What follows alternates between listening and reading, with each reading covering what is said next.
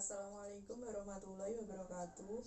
Perkenalkan, nama saya Putri Ayu Febrilyasari dengan NIM 93422089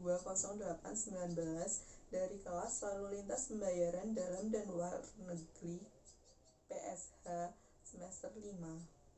Di sini saya akan menjelaskan tentang tata cara ekspor menggunakan letter of credit. Langkah yang pertama adalah menerima pesanan atau order dari importir. Yang kedua, menerima letter of credit dari bank di negara eksportir merupakan advising bank. Advising bank merupakan bank yang meneruskan letter of credit, yaitu bank koresponden atau agen yang meneruskan letter of credit kepada eksportir. Yang ketiga adalah menyiapkan barang-barang ekspor. Yang keempat, menyelenggarakan pengepakan barang ekspor dengan atau tanpa bantuan ekspedisi muatan kapal laut atau EMKL. Yang kelima, memesan ruangan kapal pada maskapai pelayaran. Yang keenam, melakukan pemuatan barang dengan atau tanpa perusahaan ekspedisi. Yang ketujuh, mengurus dokumen bill of lading pada maskapai pelayaran. Yang kedelapan, menutup asuransi. Hal ini tergantung pada syarat LC.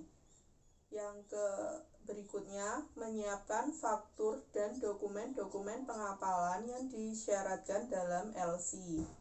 Dokumen-dokumen ini meliputi: yang pertama ada bill of lading. Bill of lading merupakan dokumen pengangkutan yang berhubungan dengan pengangkutan jalur kapal laut, yang disebut juga marine bill of lading atau ocean bill of lading.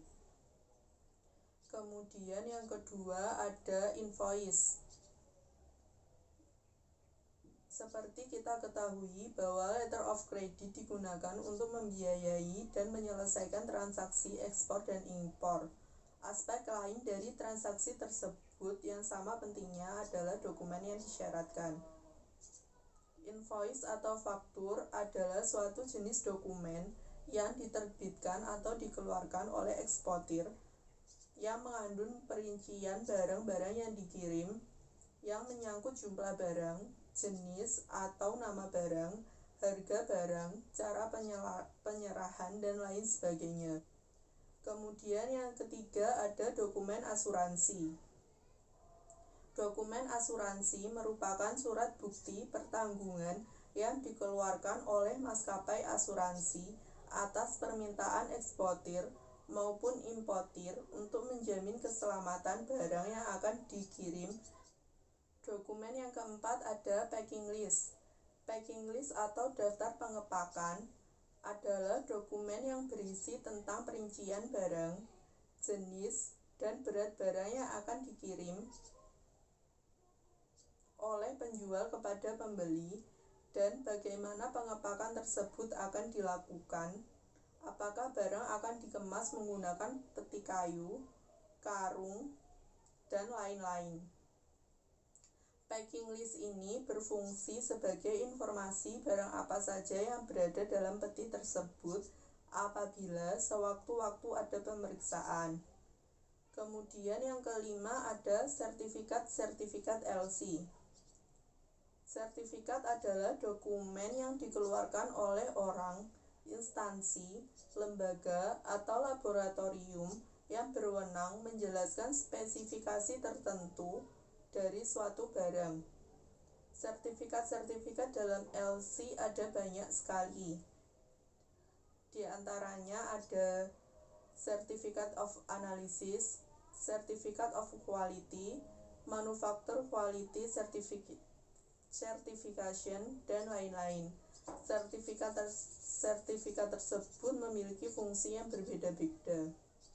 Selain dokumen-dokumen di atas, ada juga dokumen tambahan yang mungkin saja disyaratkan oleh importir. Yang pertama ada freight forwarder receipt ada delivery order, warehouse receipt, terus receipt, dan lain sebagainya. Setelah dokumen-dokumen yang disyaratkan tersebut di atas, langkah selanjutnya adalah mengirimkan dokumen dan mengajukan wesel kepada advising bank untuk mendapatkan pembayaran atau akseptasi wesel sesuai dengan syarat letter of credit. Kemudian, eksportir akan mendapatkan pembayaran atau akseptasi wesel dari advising bank. Akseptasi wesel adalah pernyataan kesanggupan bank untuk melakukan pembayaran dalam jangka waktu tertentu. Setelah itu, kita harus mengirim duplikasi atau kopi dokumen pengapalan dokumen-dokumen tersebut di atas kepada importir serta memberitahukan pengapalan terhadap importir. Kemudian, jika dalam hal wesel diaksep, meminta bank untuk mendiskonto wesel. Bila mendapatkan kredit dari bank, melunasi kredit tersebut dengan pembayaran hasil transaksi. Sekian penjelasan dari saya, semoga bermanfaat. Terima kasih. Wassalamualaikum warahmatullahi wabarakatuh.